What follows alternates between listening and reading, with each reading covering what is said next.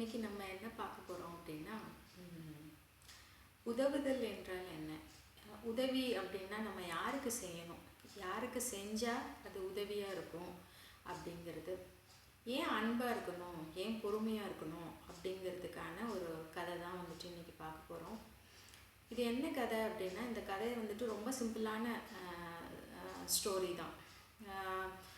Highly motivational அந்த மாதிரிலாம் நான் சொல்ல போகிறது இல்லை. ஆனால் இந்த கதை வந்துட்டு ரொம்ப சிம்பிளாக இருந்தாலுமே அது நம்ம வாழ்க்கையில் வந்துட்டு சில தாக்கங்களை வந்துட்டு ஏற்படுத்தக்கூடும் அப்படிங்கிறதுனால இந்த கதையை வந்துட்டு நான் உங்ககிட்ட ஷேர் பண்ணுறேன். என்ன கதை அப்படின்னு பார்த்தோன்னா, ஒரு 6 வயசு பையன் வந்துட்டு இருக்கிறான். அவன் வந்துட்டு தன்னோட 4 வயசு தங்கச்சியை கூட்டிகிட்டு கடை வீதிக்கு போகிறான். அந்த பாப்பா வந்துட்டு விளையாட்டு பொருள் வேணும் அப்படின்னு சொல்லி ரொம்ப தொல்லை பண்ணதுனால அந்த பையன் வந்துட்டு தன்னோட தங்கச்சியை அழைச்சிட்டு போகிறான். அவங்க வந்துட்டு ஒரு வீடற்றவர்கள்.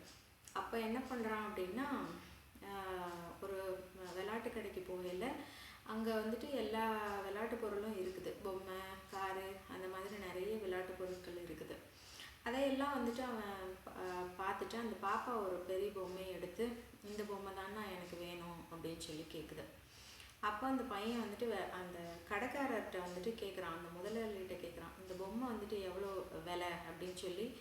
ஒரு பெரியவங்க எப்படி கேட்பாங்களோ, அவங்க அப்பா இருந்தால் அவங்க அம்மா இருந்தால் எப்படி கேட்டிருப்பாங்களோ அதே தோரணையோட கேட்டிருக்கிறான், இது என்ன விலை, இந்த பொம்மை என்ன விலை அப்படின்னு சொல்லிட்டு. இப்போ அவர் வந்துட்டு, உன்கிட்ட எவ்வளவு இருக்குது, உன்கிட்ட எவ்வளவு பணம் இருக்குது அப்படின்னு அந்த முதலாளி திருப்பி கேட்குறாரு. இதையெல்லாம் அந்த கடையில் உள்ள வேலை பார்க்குறவர் வேடிக்கை பார்த்துட்டு இருக்கிறாரு. அப்போ அந்த பையன் வந்துட்டு தன்னோட பாக்கெட்டுக்குள்ளே கையை விட்டு ஒரு கை நிறைய சிப்பிகள் இருக்கும் இல்லையா, கடல் ஓரத்தில் கிடக்கும் இல்லையா, கடல் மணலில் புதைஞ்சு கிடக்கும் இல்லையா, சின்ன சின்ன சிப்பிகள் எல்லாம், அதையெல்லாம் கலெக்ட் பண்ணி வச்சுருக்கிறான். அந்த சேர்த்து வச்ச சிப்பிகளை தன் கை நிறைய அள்ளி வந்துட்டு அவர்கிட்ட கொடுக்குறான் முதலாளிகிட்ட.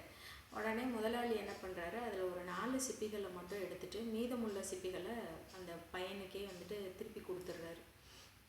கொடுத்துட்டு அந்த பொம்மையும் தூக்கி அந்த பாப்பா கையில் கொடுத்து அனுப்பிச்சி விட்றாரு. அப்போ அந்த வேடிக்கை பார்த்துட்டு இருந்த வேலையாள், அந்த கடையோட வேலையாள் வந்துட்டு முதலாளிக்கிட்ட கேட்குறாரு, என்ன ஐயா, நீங்கள் வந்துட்டு அந்த பையனுக்கு இந்த விலையில்லாத சிப்பிக்கு வந்துட்டு அவ்வளோ பெரிய விலையுயர்ந்த பொம்மையை வந்துட்டு கொடுத்துட்டீங்க அப்படின்னு சொல்லிட்டு. அப்போ அந்த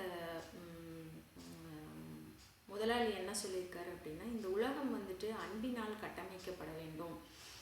நம்ம யாருக்கு உதவுறோம் அப்படின்னு சொல்லிட்டு நம்ம இப்போ நம்ம ஃப்ரெண்ட்ஸ் எல்லாம் பார்த்திங்கன்னா, நம்ம வீட்டில் வேலை பார்க்குறவங்க இருப்பாங்க, நம்ம கூட வந்துட்டு ஃப்ரெண்ட்ஸாக இருப்பாங்க. ஆனால் வந்துட்டு இந்த வசதி இல்லாமல் இருக்கிறாங்க, நம்மளால் அவங்களுக்கு வந்துட்டு ஒரு 10 ரூபா உதவ முடியும், நம்மளால் வந்துட்டு அவங்களுக்கு ஒரு 100 ரூபா உதவ முடியும். ஏன் அப்படின்னா அவங்க வந்துட்டு உதவி பெறக்கூடிய, உதவி வந்துட்டு வேணும் அப்படின்னு நினைக்கக்கூடிய ஒரு சூழ்நிலையில் இருக்கிறாங்க அப்படின்னா நம்ம அவங்க கேட்காமே அவங்களுக்கு வந்துட்டு உதவி செய்யணும்.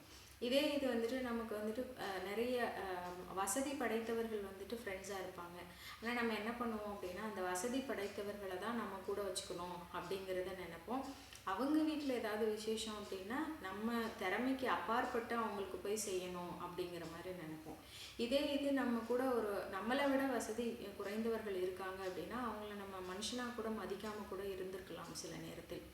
ஆனால் வசதி படைத்தவர்களிடம் காட்டும் அன்பும் அக்கறையும் வசதி இல்லாதவர்களிடத்திலும் நீங்கள் வந்துட்டு ஒரு பணம் காசு உதவி செஞ்சு இல்லை அவங்களுக்கு ஒரு அன்பும் அக்கறை மென்டலி சப்போர்ட் நீங்கள் கொடுத்தா கூட இந்த உலகத்தை வந்து மாற்றும் ஆயுதமாக வந்துட்டு அது அமையும். அப்போ இந்த முதலாளி சொன்ன 2 விஷயம்தான். ஒன்று வந்துட்டு இந்த உலகம் வந்துட்டு அன்புனால கட்டமைக்கப்பட வேண்டும். நான் வந்துட்டு அவன் மனசில் ஒரு அன்பை விதைச்சிருக்கேன். அதே மாதிரி தன்னால் தங்கைக்கு வாங்கி கொடுக்க முடியும் அப்படிங்கிற ஒரு தன்னம்பிக்கையும் வந்துட்டு நான் விதைச்சிருக்கேன்.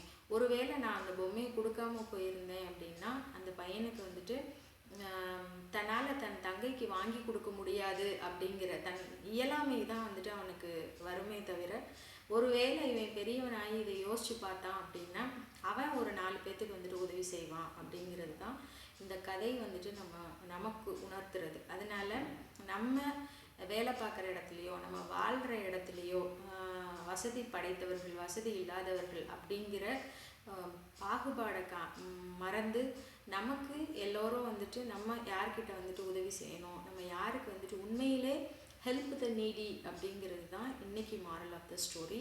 தேங்க்யூ.